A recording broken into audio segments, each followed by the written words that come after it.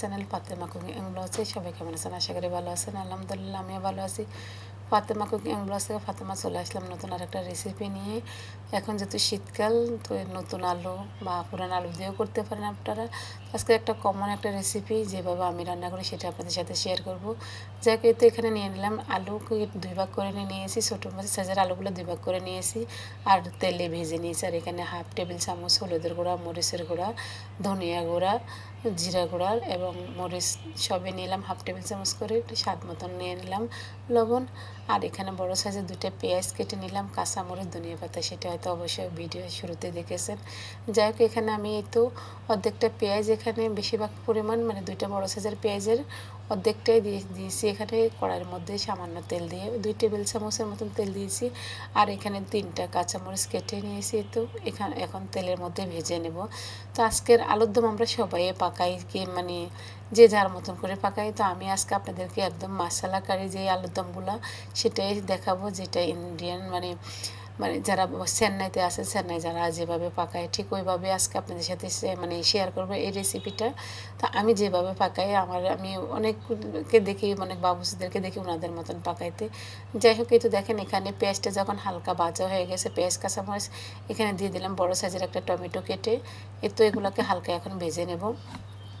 আজকের রেসিপিটা একদম মানে আমরা সবাই জানি এটা একটা কমন রেসিপি। তারপর আমি মনে করবো যে যারা নতুন বা আমরা কমন হলেও অনেকে রান্নাই করতে জানি না যে এটা কীভাবে রান্না করা হয় বা অনেকের মজা হয় না। তো আজকে আপনাদের মানে নতুন পুরাতন সবার কাজে আসবে এই ভিডিওটা বা এই রেসিপিটা ফলো করে যদি রান্না করেন আপনাদের রেসিপিটাও আমার রেসিপির মতন হবে ইনশাল্লাহ। এই তো দেখেন আমি মানে বেশি ভাজিনি, পেঁয়াজ কাঁচামরিচ টমেটোটা হালকা ভেজে নিয়েছি।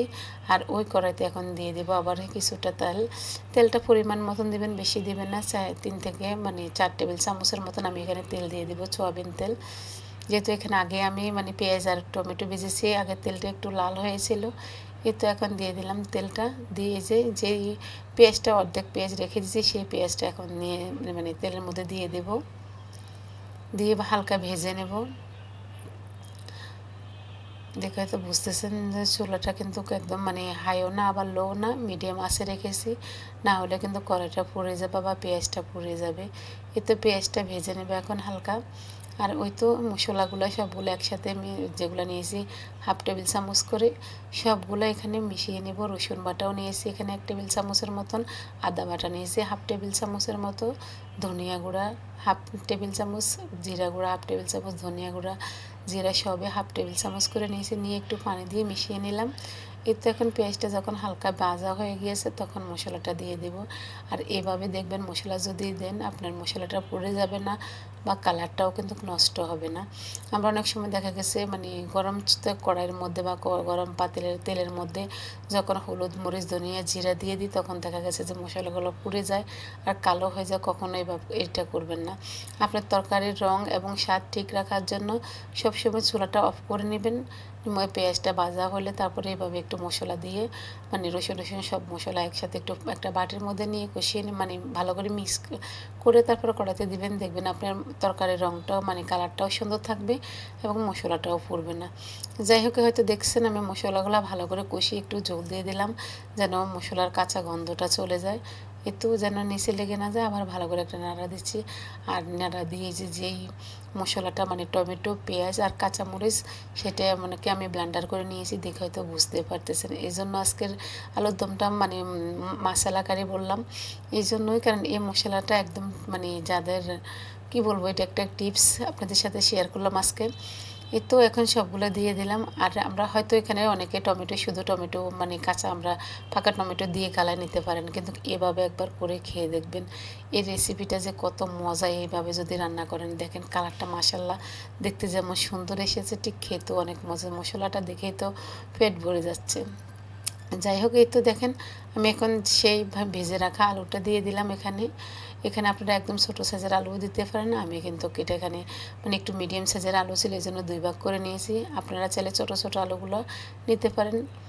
এখানে নতুন আলু দিয়ে যে করতে হবে তা না, পুরান আলু দিয়েও করা যাবে, মানে আলু হইলেই হয়েছে। যাই হোক, যারা আলু প্রেমী আছেন তাদের কাজে আসবে, বা যারা আলু প্রেমী, আলু খেতে পছন্দ করেন তাদের কাছে ভালো লাগবে। এই তো দেখেন, আলুগুলো আমি একটু কষিয়ে আমি এখানে দিলাম মটরশুঁটি। আপনারা চাইলে মানে এটা নাও দিতে পারেন, আমি কিন্তু মটরশুঁটিটা দিয়ে দিলাম এখানে। আমার কাছে মটরশুঁটিটা দিলে ভালো লাগে আলুর দমের মধ্যে, তো সেই জন্য আপনাদের সাথেও আমি শেয়ার করলাম। আর আপনারা চাইলে কিন্তু কিছু করতে পারেন, নাও দিতে পারেন, সেটাই বললাম। এই তো আমি এখন আলুর দম আর মটরশুঁটি ভালো করে মশলার সাথে কষিয়ে নেব।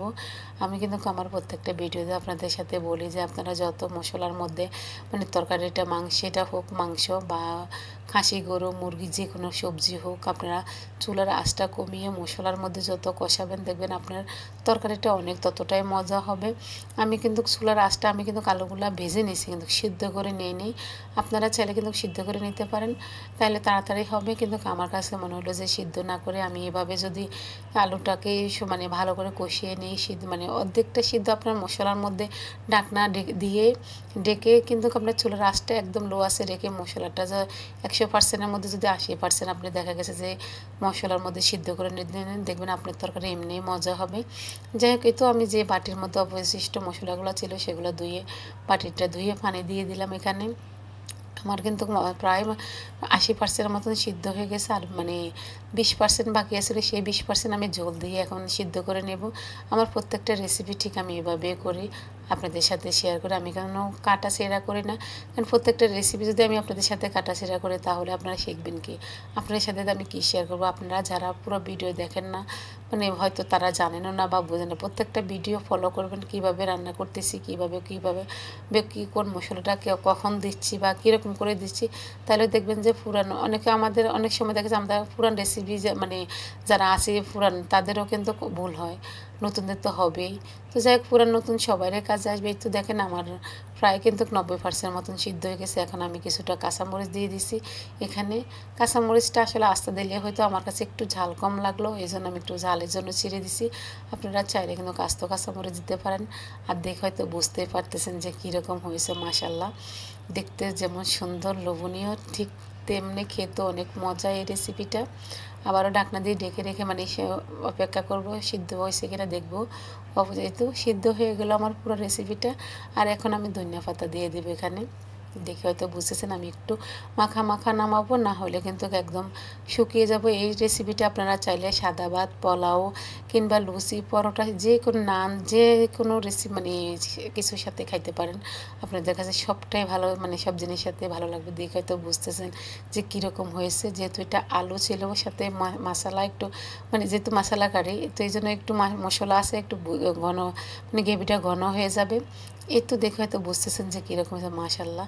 তো যাই হোক, যদি আমার রেসিপিটা আপনাদের কাছে ভালো লাগে অবশ্যই একটা লাইক দেবেন, যদি বেশি ভালো লাগে ফ্যামিলি এবং ফ্রেন্ডসের মাধ্যমে শেয়ার করে দেবেন। আজ এ পর্যন্ত, সবাই ভালো থাকেন। আল্লাহ হাফেজ, আসসালামু আলাইকুম।